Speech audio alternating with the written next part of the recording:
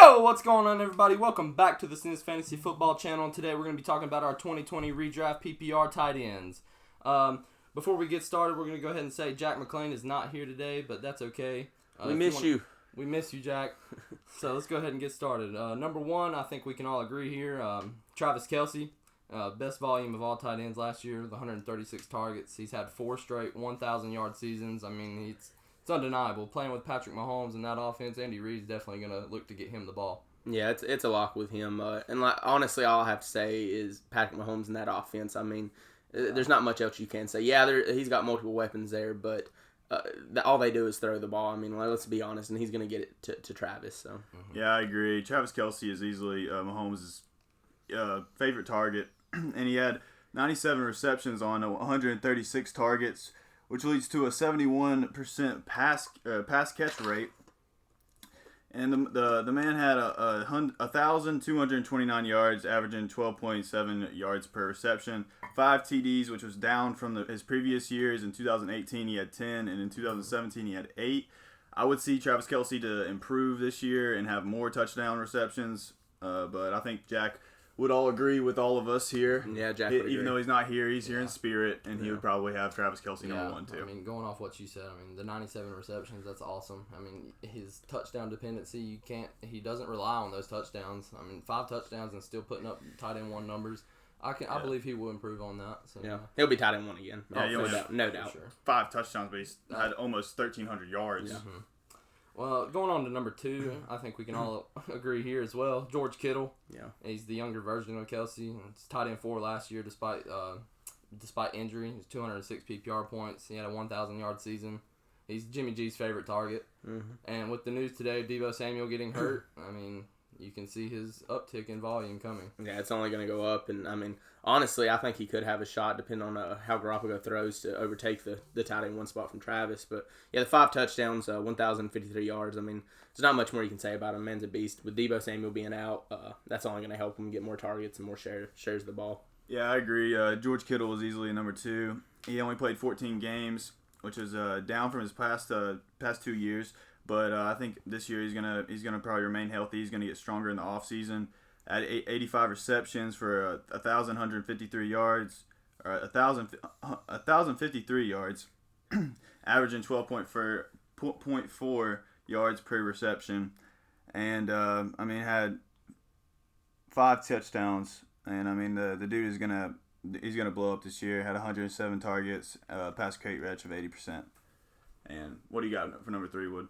I have Zach Ertz here. He's the second most targeted tight end last year with 135. He's Carson Wentz's safety valve. Every time Carson Wentz can't find a trash can receiver to throw to, Zach Ertz comes in and saves the man's day. He finished his tight end 2 last year with 215 PPR points. It's safe to say Zach Ertz will still be number 3, even with Dallas Goedert there.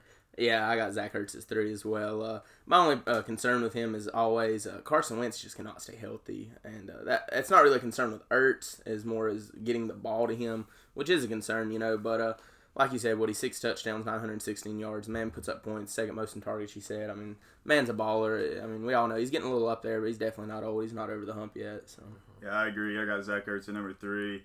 Played 15 games, 88 receptions from 135 targets, a catch rate of 65%, and had 6 touchdowns, which is lowest since 2016. I think he will get upwards to like 8 or 7 touchdowns this year, but I mean, I think he's got a great value at number 3. Number 4, I have Mark Andrews. He's Lamar's favorite target, and he's shown that last season. He has the second easiest tight end schedule this upcoming season, which really helps his upside.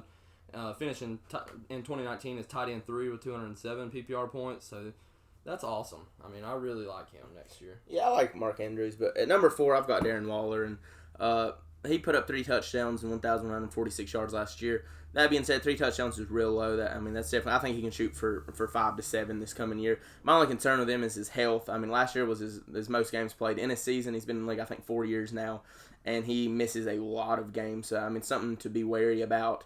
But the man is a freak athlete. He is huge in the red zone. I mean, he can get up and get above any about linebacker and grab the ball. So that's what I got. I agree with number 4 with Darren Waller.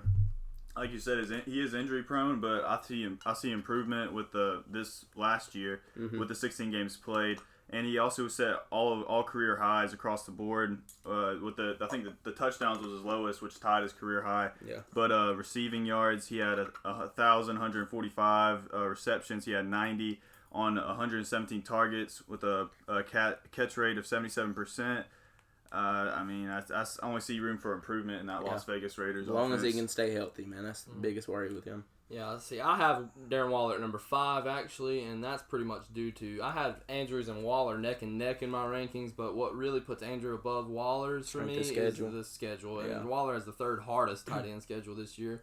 But despite that, he finished tight end 5 last year in 2019 with 204 PPR points. He definitely has the upside to finish top 3, being one of Carr's favorite targets. But the acquisition of Henry Ruggs there, other people like that, Brian Edwards, Hunter Renfrow there, they're going to be running a really nice West Coast offense next year. But Darren Waller's still a top tight end to have. Yeah, for sure. Yeah, I agree. Moving on to number 5 for me, I've got Mark Andrews at 5. He put up 10 touchdowns and 852 yards. Lamar Jackson loves to get him the ball. I mean, like you said, Woody, it's his favorite target. I think we'll continue to see the consistency out of him, and he's a top 5 tight end. You can't go wrong with him. Yeah, I as well got Mark Andrews at number 5. And, I mean, he is a little injury prone, I guess you could say. I mean, he plays through these injuries, which I really like. I had him on my team last year, and you could just see the inconsistency a little bit when he was hurt. But he had 64 receptions on 98 targets with a catch rate of 65%. And he had 10 touchdowns, which was a just major increase from his previous years. In 2018, he only had 3. So I see a little bit of touchdown regression there next year. But at the same time, he averages 13.3 yards per reception, and he had 852 yards. So, I mean, he's still going to be a great top 5 receiver or tight end. Moving on to number 6, I have Evan Engram. This is a guy that could honestly finish top 3 despite an injury. Hopefully, injury will not hold him back in 2020. Please in God. 2019, he played 8 games. I mean, that's really scary to think about when coming in drafts next year and to pick Evan Engram. I can't rank him higher consistently due to this. I mean, it's the injury. I know I say I don't base my rankings off injuries, but it's a real factor. You have to whenever it's Evan Engram right here. But despite that, he was 6th in point per game in tight ends last year with 13.7. He has the easiest tight end schedule next year, so he definitely has the upside, but don't reach for him. That's my opinion. Yeah, I've got Evan Engram at 6, and I may be a little biased just because, I'm a Giants fan, but he did miss those 8 games. He's a raw talent, and he's got the speed to burn almost any linebacker in the league, I promise you. If you look back to 2017, he had 6 touchdowns and 722 yards, and he only started 11 games that season because of, again, injury problems, and that is the biggest worry with him is injuries. And, it hurts me all the time because he stays injured, but hopefully I'm hoping he can stay on the field, and him and Danny Dimes can make a good connection and get the ball up the field. Yeah, we're all at agreement here. I got Evan Engram at number 6, too. And like y'all said, the games played. And what I really don't like is in 2017, he played 15 games. 2018, he played 11 games. And then 2019, he plays 8 games. And that's just the reverse order of what you want that to happen. You want him to start out his rookie year playing less games and be improving, getting stronger. And I'm just not seeing that from him. Even though he's a great talent, you really got to take in consideration these injuries. Yeah. But he had 44 receptions on 68 targets with a catch rate of 65%. I mean, that's pretty good, but I mean, he had 10.6 yards per reception, which was a career low for him. And TDs were really low for him too at 3. Only 467 yards. I just hope he can stay healthy. If he can stay healthy, he's top 3. And with him, he's a high risk, high reward player. Completely. So I mean, you can take the plunge on him, and I mean, it can really pay off. But I mean, it can really come back and nip you in the butt. So it's just I wouldn't say you're biased at all for saying he's number 6. And everybody here says he's number 6, and they're not Giants fans. I mean, it's just the risk of taking him higher is why we don't have him higher. It would be biased if you had him in your top 3. Yeah, absolutely. I'm begging he stays healthy, man, because I know he is raw. He's got the speed to burn any linebacker. It worries me. Yeah. Moving on to number 7, I have Tyler Higbee. He finished as tight end 8 last year despite coming on later in the season. He only scored 2 touchdowns. I mean, he's a reception machine. It's one of Goff's favorite targets late last season, seeing the second most with 43 within weeks 10 through 16. He was also top 5 in yards, targets and receptions of 20 yards or more in the league. And at number 7, I've got Hunter Henry. He finished tight end 8 last year with 5 touchdowns, 652 yards. I think with that Los Angeles Chargers team, Tyrod Taylor or Justin Herbert, neither one of them are going to be throwing the ball down the field big time. They're going to be dropping it off to their backs. They're going to be making short, flat routes and out routes to their tight ends and over the middle to them. So I think Hunter Henry's production is going to go up, and he's going to be a big key in that offense with them short throws. Like I said, I don't think he's going to get big catches, big plays down the field, but close to the line of scrimmage, he's going to make big plays. Number 7, I'm in agreement with Woody here. I got Tyler Higbee. And one thing I really like about him is he played 15 games last year, and the 3 prior seasons to that, he played 16 games. So he's really consistent. You can rely on him to play every game. And in 2019, he had 69 receptions on 89 targets with a catch rate of 78%. Had 734 yards, averaging 10.6 yards per reception, 3 touchdowns. And all of these are career highs except the yards per reception. So, I mean, all I see is upside from him with the Los Angeles Rams offense.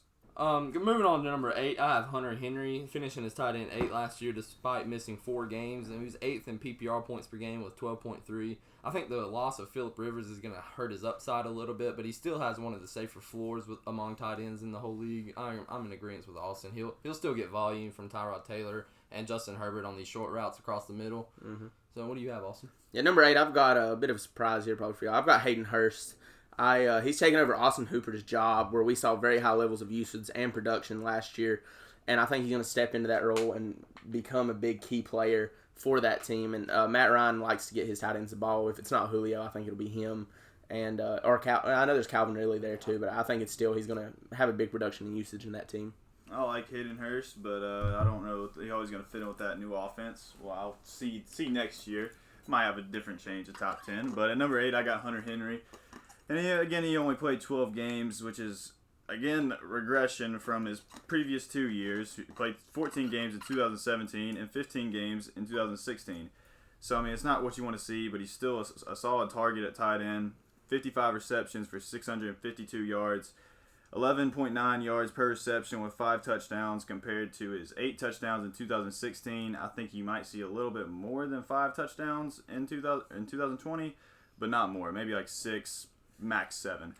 But he had a 72 catch rate percentage, and I mean he's going to be one of the top targets in that Chargers offense. Yeah. Before moving on to tight end 9, I just want to say I completely disagree with Hayden Hurst being in the top 10. I don't even have him in my top 15. Hayden Hurst, I don't see him seeing nowhere near 90 plus targets like Austin Hooper's seen. He's not Austin Hooper. He's nowhere near the athletic skill set of Austin Hooper. I just think Julio and Calvin Ridley are going to dominate the targets. Let's not forget about Russell Gage as well. Mm-hmm. I think Hayden Hurst is good. He has upside, but his floor is just too low for me. I'm not a fan of him, but that's just my opinion. I'm going to move on to number 9. This might be a surprise. I don't know. I have Rob Gronkowski at number 9. Woo! Tom Brady's red zone guy. He got him to come back. We all know it. In 2018, Gronk finishes tight end 10. Despite missing 3 games, he's still athletic. He has a moderate strength of schedule. Gronk is Gronk. He's not going to lose a step just because he's missed a year. He was in the WWE. He's still working out. I mean, he's still an athletic guy. What do you think? Yeah, absolutely. I mean, I see where you're coming from with Gronk, but his whole career, we know how injuries have affected him. He's gotten older. Yeah, he's a little older. Yeah, he's a little older now, and that year off will help in that sense of injuries. And I mean, obviously, you can get injured in the WWE, but I'm sure you didn't get banged up too bad. But his partying doesn't help it either. That does not help either. But I mean, I get it. I guess at number 9, though, I've got Tyler Higbee. As I've said with the last rankings, the wide receiver rankings, I love Jared Goff. I think the LA Rams, I think it's going to be a bounce back year. Last year was abysmal for them. It was, down year coming off that Super Bowl loss. So, I mean, he had 3 touchdowns, 734 yards. I think he's going to really blow up this year. And obviously, like you said, he didn't get involved very early on. So, at number 9, I got it can be a little debatable. I got Jared Cook here. 14 games played, 43 receptions for 705 yards. It's his 3rd for his career. I mean, he's 33 years old. He's a little old, but I mean, I see him in that Saints offense. I mean, they got Emmanuel Sanders, Michael Thomas, Alvin Kamara. I mean, I think that he's going to fit in perfect. He's a very good catcher. He averaged 16.4 yards per reception. last year and had 9 touchdowns, was a career high. Both of those were career highs, the yards per reception and the touchdowns. So, I mean, he's not going to be putting up the same numbers, but I see a little regression, maybe 8 touchdowns and, 14 yards per reception, but still a 66% catch rate percentage. If you throw him the ball, he's going to catch it. Where did he finish last year among tight end rankings? Do y'all know? Tight end 7. Where? Tight end 7. Tight end 7. I had him, and I thought he was awful on my team last year. But He was just inconsistent Yeah. because of his big play dependency. Yeah, But that's like true. Trent said, regressions do, but he's not going to fall off too much. At tight end 10, I have Jared Cook. He's in the most explosive offense other than the Kansas City Chiefs, and he's got a moderate schedule this year. I just don't see him getting those big plays again. He finished with 155 PPR points last season. He did get injured a couple times, but he'll be all right, I think. Okay, then. So, at number 10, I have maybe a bit of surprise. Well, I've got Noah Fant. He finished tight end 16 last year with only 3 touchdowns and 562 yards, but that is as a rookie. And so I'm looking for great improvement with him. And Drew Lock, obviously, this is going to be his, second year now. So he's going to be still making short throws. I don't think he's going to be slinging the ball too crazy. So I think he'll be looking at Noah Fant to make big plays. They're both young. They have that connection to be able to grow together. So I think he's looking for a breakout year. Number 10, I got maybe a little hot take again. I got Jonnu Smith. 16 games played. He only played 13 in 2018, 16 again in 2017. So I like his dependency. He had 35 receptions for 439 yards, averaging 12.5 yards per reception, 3 touchdowns. And Delaney Walker has gone out that offense, so he is going to be their go-to tight end. Delaney Walker had 31 targets, so you can add the 31 targets to Smith's 44 targets. I mean, you're probably going to see about 70, 75, 80 targets from him in the year, maybe even more. But he catches the ball at an 80% rate. I mean, that is extremely well. That's George Kittle numbers, and I really see him having a lot of upside this year. That is high praise for that man. That is high. I have him at 13. I think he's got upside for sure. Oh, just the George Kittle, throwing that out there. That's No, fine, but- he has the same catch rate as George Kittle. Oh, I know. But that's just, I don't know. It's just two names that just don't go together in my eyes. I don't know. I mean, they have the same numbers. I get that. I mean, no, I'm not calling him the same player. Oh, I know. But I'm just saying that it he has just- similar maybe aspects to him. He has the hands of Kittle. Yeah. And he hasn't really got to debut his talent as much with Delaney Walker. So I think he's going to blow up in the All right, next few years. Well, that's a great list right there. I like your predictions, Trent. I'm going to go ahead and end this, and let's go ahead and say, see you next time. Peace.